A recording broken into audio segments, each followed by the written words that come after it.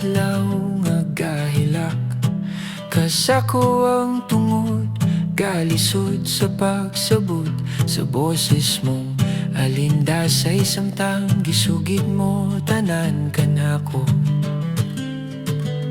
Ngano mang permi na lang imura kong madumduman, kibati mong iyang pagbiya, di hapa ni mo ko makita.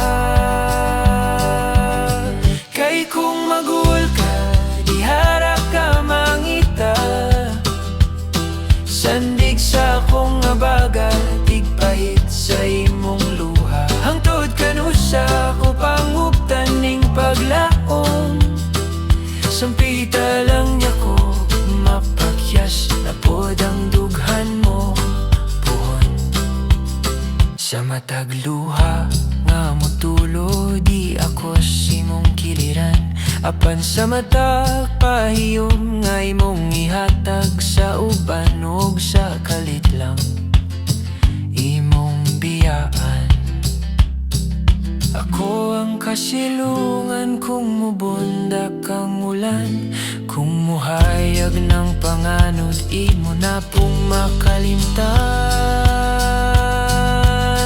Kay kung magul ka, di harap ka mangita, sandig sa akong abaga, tigpahit sa imong luha. Hangtod kanusa ko panguptan ning paglaom, sampita lang niya ko mapakyas, napod ang dughan mo, puhon.